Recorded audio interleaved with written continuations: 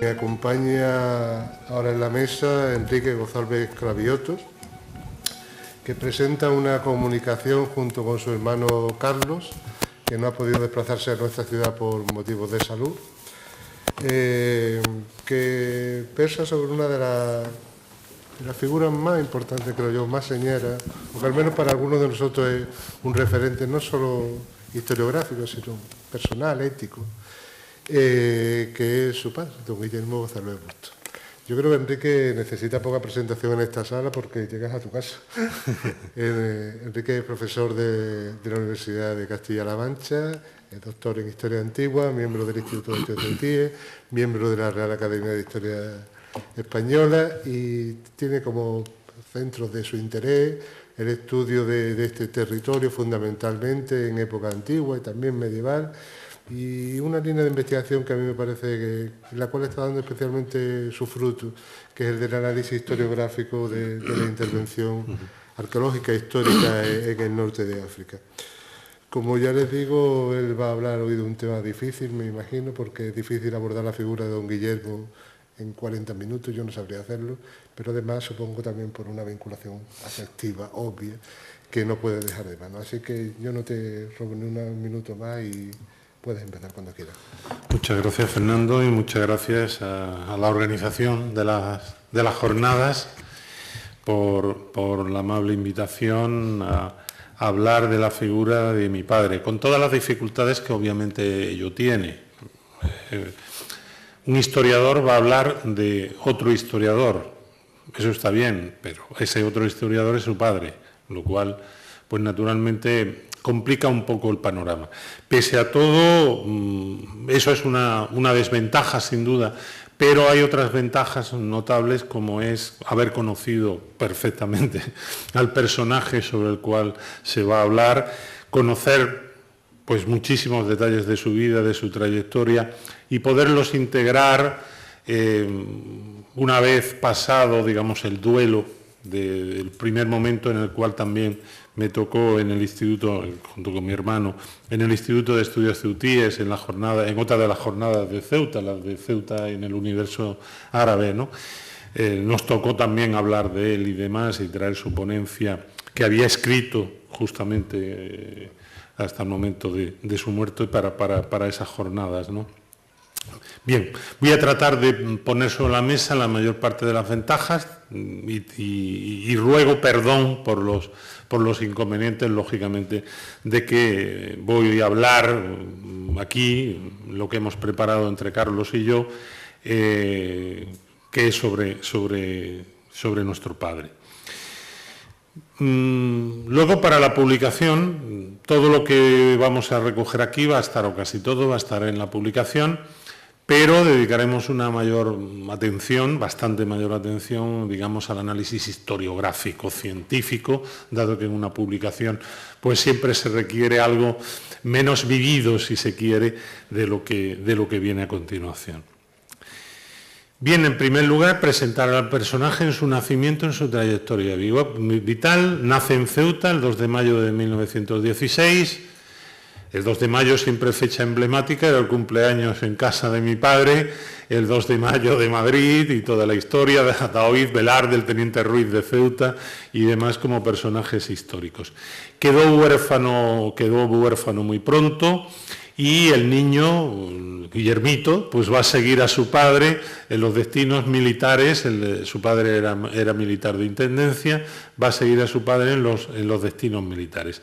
Esto lo digo de recuerdos, de pasada, no lo he mirado en la documentación, sé que estuvo destinado en Ceuta por el nacimiento de mi padre, luego en Larache, sé que pasó por Cuenca, porque eso me lo dijo también mi padre, que era algunos de sus primeros recuerdos.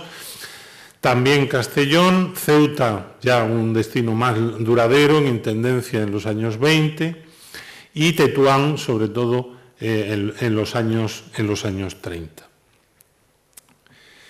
Bien, este jovencito que crece, hijo de un militar, que crece en Ceuta y en Tetuán, pues va paramilitar. Una tradición de la época, es lo que se vive en la familia. el padre pues muy ilusionado, prácticamente la ilusión del padre era que fuera militar, eso es así, ¿no? Y en ese sentido, bueno, pues Tetuán, pues naturalmente la vida en Tetuán como adolescente, prácticamente pues le marca en su visión, digamos, africanista inicial, sí que se quiere militarista, si se quiere, vamos a ir poniendo masistas, colonialistas si se quiere, puesto que él lo conoce, es lo que conoce, es lo que tiene en casa, es lo que tienen las amistades del padre, etcétera, ¿no? Esa formación, por lo tanto, no deja de ser limitada y va para estudiar en la Academia Militar. Pero en 1932, creo que es la fecha exacta, la reforma militar del ministro de la Guerra, Manuel Azaña, evidentemente en España había una superpoblación de generales en ese momento, lo que se le achacó tanto a Azaña lo hizo Franco luego, es decir, aquí sobran militares naturalmente y sobre todo sobran generales y a lo mejor faltan tenientes, pero sobran generales, ¿no? Entonces, tipo el chiste de Tintín, ¿no? El ejército sudamericano, ¿no? Compuesto por 70 tenientes y 500 generales, ¿no? Bueno, la reforma militar de Azaña cerrará la Academia Militar, hace una reconversión del ejército, bien conocida históricamente, cierra la Academia Militar de Zaragoza, de la cual era director, por cierto, Franco, y a partir de ese hecho, pues naturalmente mi padre, pues, Guillermo, tuvo que reorientar su vida. Con 16 años nada más, ¿cuál va a ser la solución que se va a buscar? El padre ha perdido la ilusión en que le suceda, en el militarato, le suceda al hijo, y entonces, bueno, entre unas cosas y otras, una carrera rápida y sal de casa lo antes posible, planteamiento muy de la época, muy de aquel entonces, por otra parte, que hoy nos puede parecer duro, que hoy los padres no compartimos en absoluto y lo vemos muy lejano, pero la sociedad de aquella época era así, ¿no? Entonces le dice, no, yo no te pago filosofía y letras en Sevilla, tú vas a estudiar una carrera más corta. Y entonces, pues, la Segunda República había creado el plan profesional del magisterio, el famoso plan del magisterio, que era la reforma de la enseñanza, la base inicial de la gran reforma de la enseñanza. Sobraban militares, faltaban enseñantes, desde el planteamiento de la República, y entonces marcha mi padre a estudiar a Cádiz y formará parte precisamente del primer plan profesional de la República, ese santo y seña de la reforma democrática de la enseñanza. Bueno, allí en Cádiz conocerá a mi madre, estudiante más joven, del tercer plan profesional de la República, precisamente. Allí mi padre, Guillermo, voy a tratar de huir del mi padre para hablar de Guillermo González en plan más de historiador, ¿no? Pero es que se me escapa, ¿no? Naturalmente, por eso rogaba disculpas, ¿no? El joven de 19 años ya, según cursa 17, 18, 19 años, según cursa los estudios del magisterio y profundiza en las lecturas, ante él se abre un nuevo mundo. Ese mundo más limitado, más colonialista, más militarista, de cultura más bien mediocre, tirando a baja, que se podía respirar en Tetuán, salvo en pocas personas que él sí, simplemente trató muy de pasada, como Isidro de las Cajigas, que le impresionó fuertemente por la biblioteca que tenía, por el museo que tenía montado en su casa, etc. Ya recordó entonces en Cádiz el valor de eso que había visto allí, ¿no? Y ese joven se hace republicano, admirador de Manuel Azaña, de Indalecio Prieto, y comienza a cultivar la teosofía, la historia, la poesía y la literatura. Con solo 20 años cumplidos, en mayo de 1936 y de forma irregular, falsifica la fecha, solicita el ingreso en la masonería. No podía ingresar con menos de 21 años, que era la mayoría de edad, según las normas de la masonería. Obviamente me imagino que mirarían para otro lado, pero probablemente nunca le oí hablar yo de la iniciación. Yo creo que ni llegó a iniciarse porque la guerra civil, esto lo hizo en mayo-junio de 1936 con 20 años y la guerra civil estalló en julio de 1936, como todos sabemos, ¿no? Pero solicitó el ingreso a la masonería y formaba parte, lógicamente, del momento que solicitaba el ingreso. Le influyó mucho, sin duda, la admiración por el padre de su novia, un personaje bastante peculiar desde el punto de vista científico y intelectual, no científico, de intelectual, descendiente de una familia de italianos garibaldianos. Bueno, tenemos otro Cravioto también en estas jornadas, ¿no? de ese amplio de los Cravioto que vinieron de Varese con Garibaldi y demás y se asentaron a Albuñol. Mi abuelo era de Albuñol. Un tradicional luchador por la democracia desde la época de la monarquía de Alfonso XIII y contra la dictadura de Primo de Rivera, y masón desde hacía muchísimos años. Bien, ¿por qué el ingreso de un jovencito de 20 años en la masonería, aparte de la admiración por aquella chica, por el padre de aquella chica que era su novia, ¿no? Porque la masonería en los años 30 tenía un halo, y esto es una muestra, yo creo, que refleja el atraso de la sociedad española en aquella época, que todavía estaba en eso. La masonería reflejaba un halo de libertad de pensamiento, de humanitarismo y un halo intelectual, bastante intelectual, que podemos calificar perfectamente de pequeño burgués, porque siempre la masonería ha tenido, y probablemente, yo no la conozco, siga teniendo esos componentes. Pero era un elemento muy, muy, muy de prestigio, y entonces para un jovencito con afanes intelectuales de su época, personajes de esa época como Manuel Azaña, aunque ciertamente Manuel Azaña ingresó en la masonería, aunque hay que leer sus memorias, en las cuales se ríe, como sabe Alarcón perfectamente, en sus memorias se ríe de muchas cosas, ¿no? Porque don Manuel veía el mundo desde arriba, ¿no?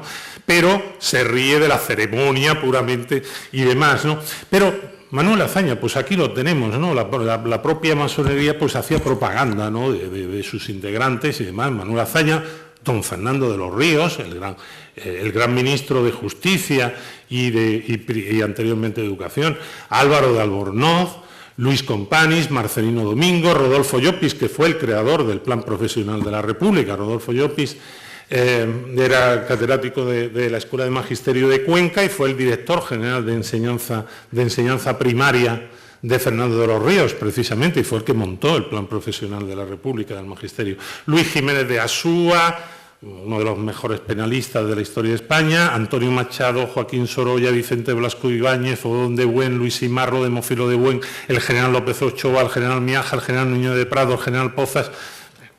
Obviamente, con esta larga relación, ¿cómo se puede pedir que un jovencito de 20 años no tuviera ansias, ganas, lógicamente, de ingresar en esa asociación, que, por lo tanto, en esos momentos no podía cubrir, para mentes liberales y abiertas, no podía cubrir la visión de eso que decía Groucho Marx, de que yo jamás podría ser miembro de una asociación que tuviera entre sus miembros a gentuza como yo, ¿no?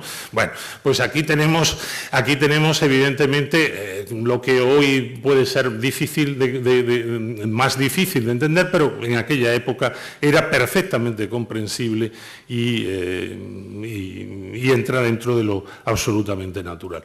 Bueno, esta decisión de mi padre ingresar en la masonería, de Guillermo González, de ingresar en la masonería en mayo, junio de 1936, va a ser una losa para él absolutamente toda la vida. Bien, en uno de los últimos manuales que se han publicado de historia de la masonería española, los masones andaluces, la República, la guerra y el exilio, que es una especie de enciclopedia sacada de los expedientes de depuración y demás. Allí tenemos el de su suegro, mi abuelo, Juan Cravioto, maestro de instrucción primaria, nacido tal en Cádiz y residente en Cádiz capital, hasta la residencia que tenía. En marzo de 1922 solicitó ser iniciado en la ley, va dando sus historias al respecto. Luego pasa que perteneció a Izquierda Republicana, estuvo preso en el vapor Miraflores durante 2 días de julio de 1936, muy pocos salieron vivos de ese vapor, hubo un asesinato masivo de los que fueron allí encarcelados. Y en el momento de la sentencia, en 1942, su origen era desconocido. Ahora lo vamos a ver dónde estaba en Tetuán.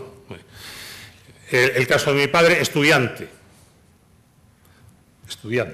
residente en Cádiz capital, simbólico Miguel Ángel, ya el hijo del militar ya había cambiado, ya el nombre simbólico que se puso, era el del polifacético, gran Miguel Ángel, ¿no? Igual que Juan Cravioto había sido Hércules, ¿no?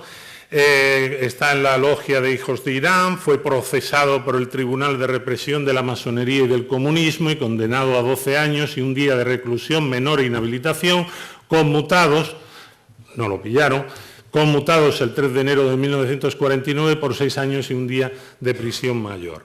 Esto de Hitler tuvo a los judíos, fueron sus seres del inframundo para perseguir y demás. Franco tuvo la conspiración judeo-masónica comunista como personajes del inframundo. Hoy no lo podemos comprender en absoluto, esa mentalidad, y que llevó a la constitución de un tribunal de represión de la masonería y del comunismo. Bien, este caso sí lo era, es decir, este jovencito había solicitado el ingreso en la masonería, ¿no? En España era masón quien estaba delante de ti en el escalafón. Esto es una realidad de la Universidad Española y de la Universidad de Madrid.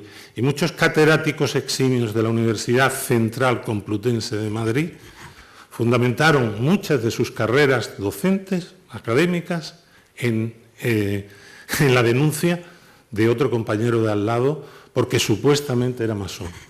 Y a lo mejor era de izquierdas, pero masón no. Esa es la realidad. No lo sabemos. Bueno, ¿qué es lo que ocurre? Pues que, como hemos visto, es perseguido, pasa a Tetuán, el padre lo protege, tiene el seguro, hijo de un militar, el padre lo pone a hacer la mili, allí, aquí lo tenemos de soldado. José Luis, esa foto te gusta, seguro, Aquí lo tenemos de soldado, ¿no? Con un horizonte muy oscuro, ahí lo tenemos con su novia en una de las visitas a Cádiz. Termina la guerra, una mano adelante y otra atrás, una situación, bueno, el padre, que en ese momento trabajaba en intendencia en el hospital español, luego hospital militar, luego hospital español de Tetuán, pues lo coloca en uno de los pocos sitios que, por ser su padre como tal, no tiene que presentar los papeles de no estar perseguido políticamente, etcétera, etcétera, ¿no? Entonces, así entra. Pero claro, hay que señalar sobre esto que efectivamente aquí lo tenemos precisamente, esta foto es de noviembre de 1939, señala dónde está, su padre está a su lado. En esta época en la que viene en España, hay que señalar, porque la historia y las biografías tienen que señalar también la sociedad, ¿no? Y tienen que dar muestras de la sociedad. Ahora que estamos volviendo a que haya trabajadores pobres, cosa que habíamos superado en España, la España de los años 40 y años 50 es la España del pluriempleo. Necesitas tener más de un sueldo, y te necesitas tener más de un sueldo entre otras cosas, por una razón, porque hasta los de clase media, como mi padre, que estaba casado con una maestra del tercer plan profesional de la República, cuando se casa con él y pasa a Tetuán, no puede trabajar, porque es mujer. Quien tiene que traer el dinero a la casa es el marido.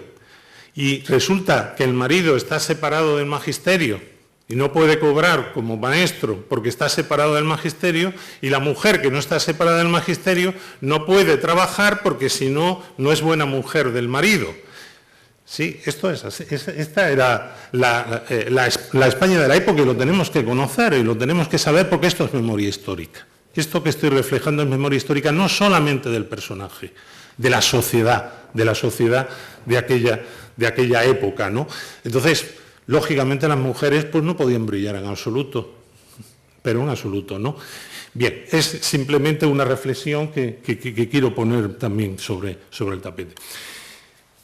Decía lo del pluriempleo. Aquí tenemos precisamente el claustro de profesores del Instituto Jalifiano Muley El Medi, nuevamente otro sitio donde, al depender del jalifa y de los bienes jalifianos, no de la administración puramente del protectorado, no exigen el papel de buena conducta, el no estar represaliado, etcétera, etcétera, y gracias a eso, precisamente, tanto Guillermo González, que lo tenemos aquí a un lado, como su suegro, Juan Carabiotto, son contratados en el Instituto Muley El Medi y trabajan en el mismo. Este instituto estaba dirigido por un personaje importantísimo del nacionalismo marroquí, Meki Nassiri. Meki Nassiri, otro personaje importantísimo, no ha tenido suerte porque, igual que pasa ahora en el PSOE con la pelea fratricida, mantuvo una pelea fratricida con Abdeljalad Torres y salió perdiendo de ella, ¿no? Entonces, Abdeljalad Torres, pues, vale, ahora lo vamos a ver también, Abdeljalad Torres, sale reforzado de ella y sale su papel en la historia, pero Meki Nassiri, pues, quedará sepultado en la misma. Fíjense ustedes en que son los dos únicos españoles que fueron contratados en el instituto. Estamos en 1940. Meki Nassiri era masón. Esto que no aparece en los libros es una realidad. Como memoria de historia oral la traigo aquí porque es una auténtica realidad, lo que estoy diciendo. Pero bueno, los dos únicos españoles y uno de los fenómenos, además, el gorro del fez, que ahora no se utiliza apenas en Marruecos, nada más que para algunas personas mayores, en este momento ya y en los años siguientes era el símbolo del nacionalismo marroquí. Fíjense ustedes, los dos únicos españoles en el Instituto Jalifiano, en el cual, pues, durante muchos años estuvo Juan Carabiotto y algunos años también estuvo Guillermo González en ese pluriempleo que era necesario para salir adelante. Porque con un solo sueldecito, la gratificación de administrativo en el hospital militar, pues no daba para vivir ni para tener hijos. Bien, esto marca ya 50 años de Guillermo González formando estudiantes marroquíes en Tetuán. Primero, en los años 40, en el Instituto Muley El Medi, que lo tenemos aquí en una foto, dando una charla, un recital, lo que sea. En los años 60, ya después de la independencia de Marruecos, como profesor de español y de historia de Al-Ándalus y de España, en el Liceo Javery Benayan, y después, cuando fue repuesto en el magisterio español en 1973, recibió una carta de que después de tantos años ya podía considerarse depurado. He buscado esa carta y no la he encontrado, pero yo la vi en su momento y las palabras eran estas: después de todo este tiempo ya puede considerarse depurado, la palabra es depurado, ¿no? Bien, en la Embajada de España, como ya era director de la Biblioteca Española de Tetuán, consideraba que estaba haciendo un buen servicio, le di una comisión de servicios y estuvo durante bastantes años en el Instituto Español Juan de la Cierva en Tetuán. Aquí lo tenemos en una foto con sus alumnos en una visita al Alcázar Seguer 2 meses antes de su jubilación. Don Guillermo ya sí es más conocido precisamente por sus queridos discípulos que andáis por aquí, ¿no? Que andan por aquí. Bien, años 40 y 50, voy corriendo un poco, aficiones literarias, publica cuentos marroquíes y algo que es importante para la juventud.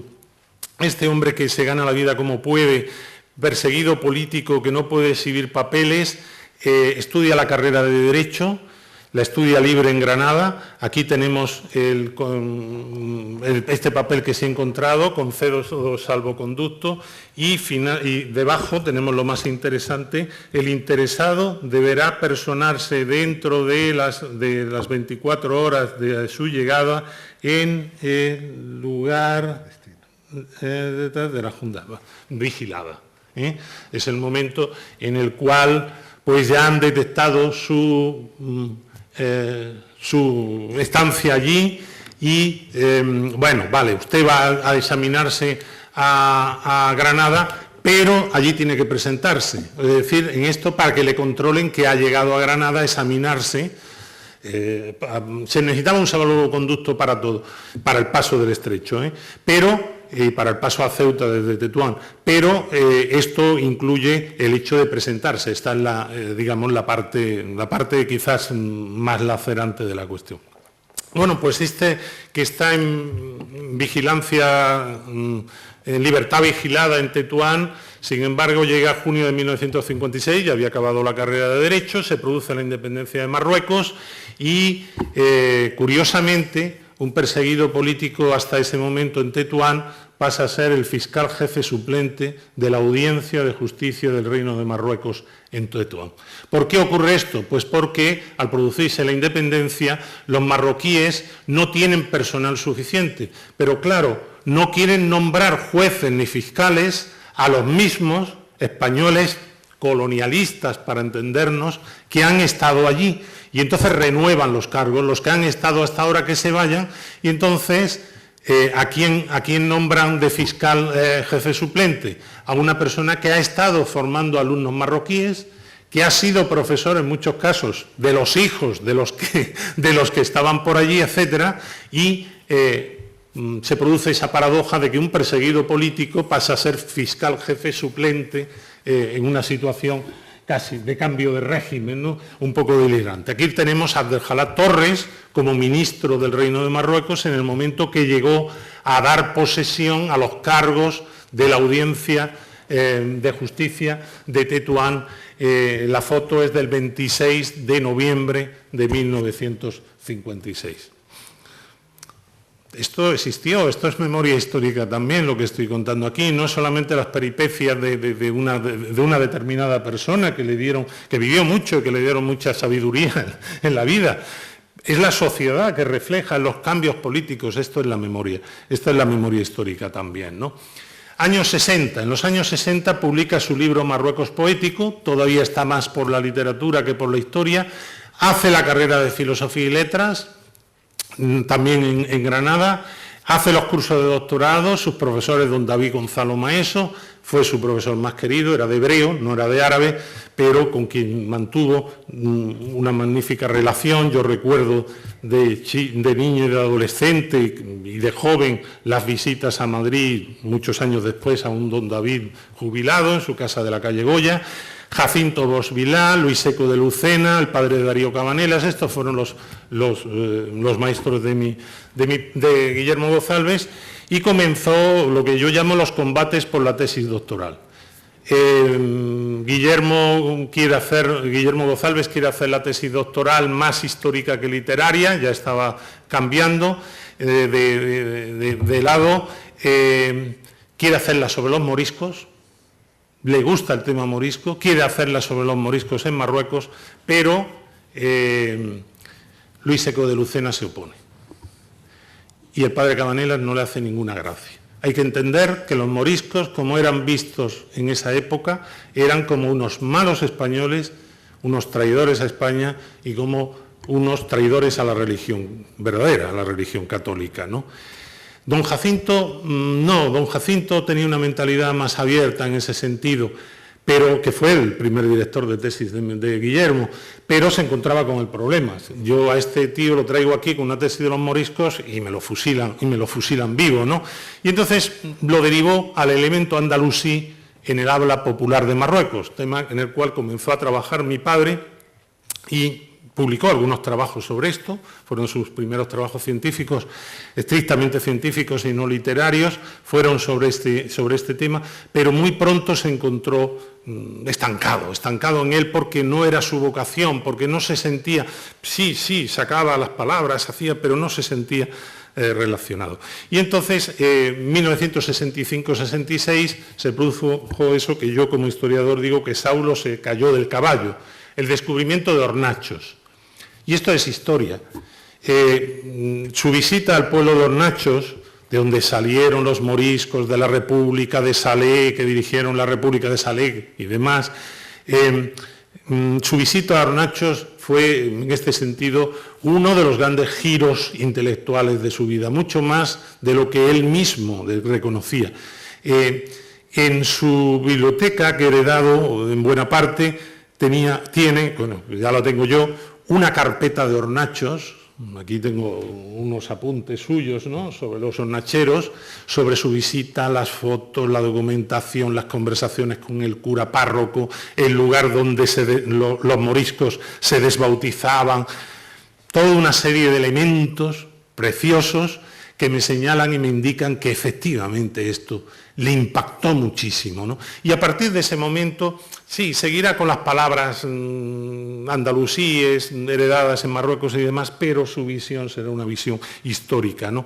Y en esa visión histórica, pues terminará precisamente haciendo la tesis doctoral en eso, como señalaré rápidamente. Y el segundo gran cambio intelectual, en 1969, cuando viene la oportunidad de su vida. Dora Baqueicoa, que era directora de la Biblioteca Española de Tetuán, le avisa: mira, Guillermo, me voy a ir de trasladada a Tánger, porque gano más, porque una serie de factores, y se va a quedar libre la biblioteca, aunque la van a pasar a gratificación en vez de a sueldo, porque ya era del cuerpo facultativo de archiveros. De los españoles que estáis en Tetuán, creo que es la persona más adecuada. Esta es la realidad. En los sitios o te avisan o estás perdido. Eso antes, ahora y después. Si no, mi padre ni se habría enterado que iba a salir digamos, a postor el puesto, ¿no? Y entonces mi padre lo solicitó en el consulado, ¿no? Bueno, pues lo solicitaron otras personas y uno de los motivos con los cuales alguno pues fue al cónsul fue que mi padre era rojo, que Guillermo González era rojo, que cómo iba a nombrar a un rojo, ¿no? El cónsul se arriesgó porque ya era administrador del Hospital Español de Tetuán desde hacía muchos años y no había habido ningún problema con que fuera rojo, ¿no? Calificado como tal, ¿no? Bien, esta fue la oportunidad de su vida. La dirección de la Biblioteca Española de Tetuán produjo un relanzamiento cultural impresionante en la misma, no solamente con la propia biblioteca, sino sobre todo con las actividades culturales. Empezó a ser un foco de cultura española en Marruecos con ciclo de conferencias, 6, 8 conferencias todos los años, exposiciones. Bueno, aquí tenemos a nuestro querido Carlos Posac en una conferencia en la biblioteca con la presentación de Guillermo, don Manuel Alvar, una conferencia también, Joaquín Albarracín, ya más moderna, una conferencia. No solamente la gente bien preparada, sino bien preparada, digamos, de tradición. Uno de los elementos que llevó en las exposiciones, en las conferencias, en las charlas, en las actividades, fue siempre la preocupación por los jóvenes, por sacar nuevos valores, que ahora lo vamos a ver con los cuadernos también. Aquí me tienen ustedes en la primera conferencia que di en mi vida, en el año 1980, estos son los estragos que hace el tiempo, ¿no? La primera conferencia que di en mi vida sobre las relaciones entre la península ibérica y el norte de África en la antigüedad, ¿no? Concursos literarios para las escuelas y el Instituto de Tetuán. Aquí tenemos a su querido amigo Mariano Arribas, que todavía estaba en Tetuán, entregando uno de los premios, con exposiciones diversas de filatelia, de fotografía, de pintura malacológica como esta, en la cual tenemos a otro de sus grandes amigos, Rafael Muñiz. Por supuesto, los cuadernos de la Biblioteca Española de Tetuán no los creó él, los había creado Dora Baqueicoa, pero habían dejado de existir. Uno de sus empeños fue conseguir presupuesto para que salieran de nuevo los cuadernos, y los cuadernos fueron una obra importantísima que nos sacó adelante a muchísimos jóvenes en nuestras primeras publicaciones, sobre todo que abrió un canal importantísimo con la Universidad de Granada, con la nueva generación de arabistas de la Universidad de Granada, la que viene después de lo que viene después de los mayores, ¿no? Que realmente siempre mantuvieron luego, a partir de ese momento, con Guillermo González, para ellos era don Guillermo, como para sus discípulos ceutíes, era don Guillermo cuando aparecía por el departamento de semíticas, de hebreo, todos ellos, buena parte de ellos, Luis Antonio Malpica, que no fuera de arqueología, hicieron algunos de sus primeros pinitos precisamente publicando artículos en los cuadernos, que fue un órgano importantísimo de la cultura española y de la investigación española, que se había abandonado en Marruecos a lo largo del tiempo, después de la salida de la época del protectorado y del abandono.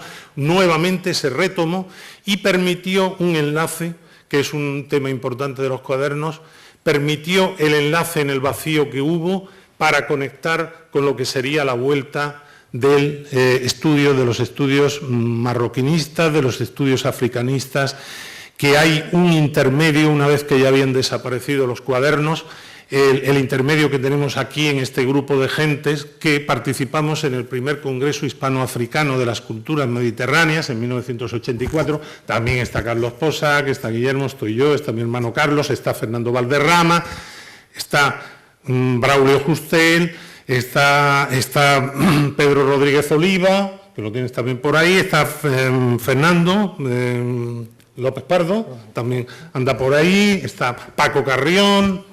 Bueno, hay mucha gente, tanto de antigua, de medieval, de moderna, de contemporánea, que volvió al estudio, y una de las conclusiones que saca el Congreso de 1984 es: se han perdido los cuadernos de la Biblioteca Española de Tetuán, por favor, tiene que volverse a ver una revista, una actividad en la cual los españoles que estudian, o los no españoles que estudian sobre el norte de África, pero en lengua española, tengan un órgano de expresión, ¿no? Se han perdido los cuadernos, saquemos otros cuadernos, ¿no? Y esa iniciativa fueron los que los jovencitos, años después, sacaron con toda ilusión los cuadernos del Archivo Municipal de Ceuta, que ha ido cambiando de nombre, siempre cuadernos, ¿no? Cuadernos y archivo se mantiene, pero lo de municipal, central, no sé qué, va cambiando a lo largo del tiempo, ¿no? Bueno, pues esa revista, yo siempre recordará cuando vinieron a vernos a los Gozalbes en alguna actividad aquí y nos dijeron: queremos sacar los cuadernos que fueran un poco continuidad intelectual de lo que fue aquello de los de Tetuán, ¿no? Os solicitamos a los Gozalbes colaboración, y desde entonces, bueno, mi padre desde al principio, Carlos asiduamente, yo cada 2 por 3, como le he dicho recientemente a José Luis, un cuaderno del archivo de Ceuta sin un Gozalbes es como un jardín sin flores. Bien. El redoctor, voy a ir rapidísimo, el redoctor, las 2 tesis doctorales, en 1974, la dirigida por el catedrático de Historia del Derecho, no la puede presentar por las razones antes apuntadas en su verdadera facultad, la de Letras, pero como es licenciado en Derecho, la hace en Historia del Derecho.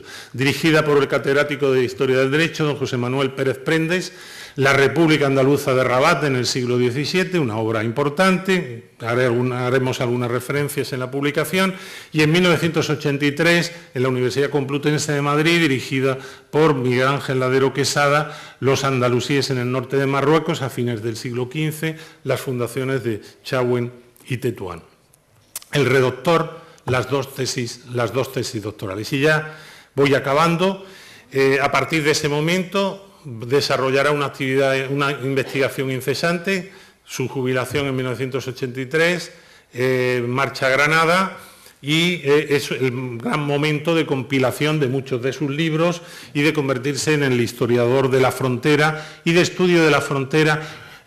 Obviamente no fue el primer historiador de la frontera ni será el último.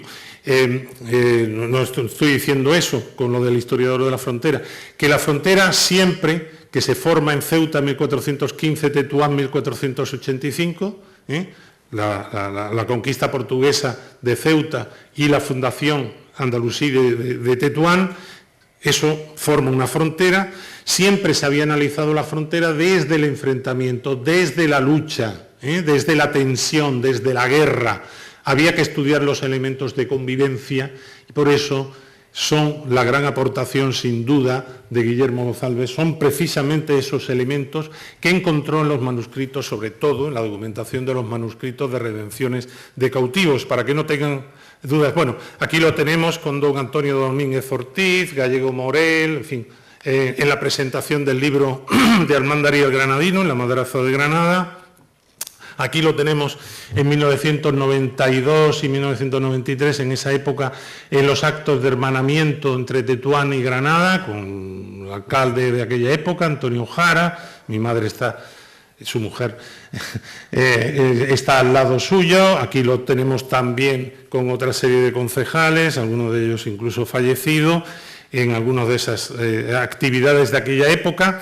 Decía que en la investigación incesante de esa época es la búsqueda de la convivencia, no solo del enfrentamiento, de los elementos de convivencia, donde era impensable que los hubiera.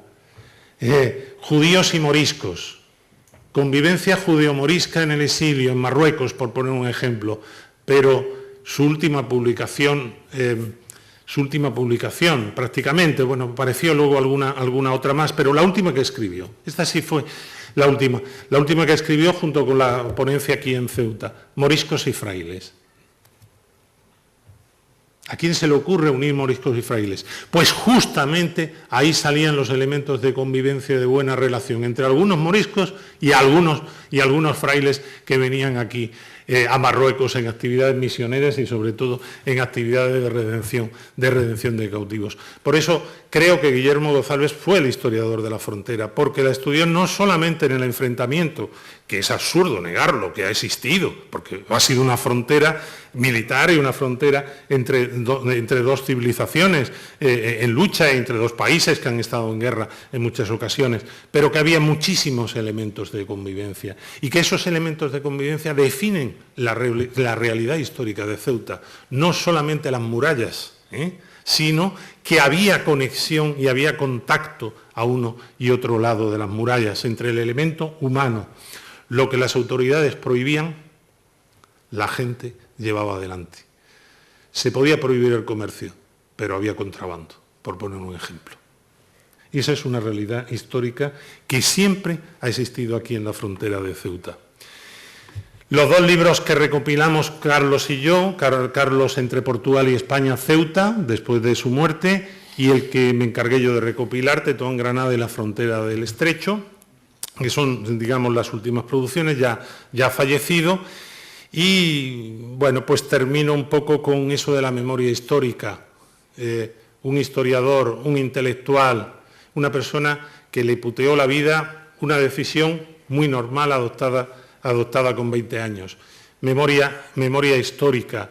El 13 de noviembre de 1999, unos meses después de la muerte de Guillermo, recibí la siguiente comunicación. Adjunto te remito fotocopia de la carta remitida por el secretario de la Lógica, la Constitución de Cádiz, supongo que será heredera de la existente en 1936, haciéndome llegar el diploma de miembro honorario de aquella de tu fallecido padre, diploma que igualmente te acompaño, por si, como creo, te gustará conservarlo. De esta forma, de una o de otra forma, se cierra el círculo. Ese jovencito que en 1936 solicitó el ingreso en la masonería y le puteó la vida, sin embargo, una vez fallecido, no lo sabían que estaba falleciendo, lo declararon miembro, socio honorario de ellos. Sí, podía pertenecer a la asociación, tenían los honores suficientes como para pertenecer a la asociación y sin duda lo había demostrado con el tiempo. Era muy difícil hacer esta intervención, compréndanlo. Muchas gracias por su atención y espero no haberles defraudado.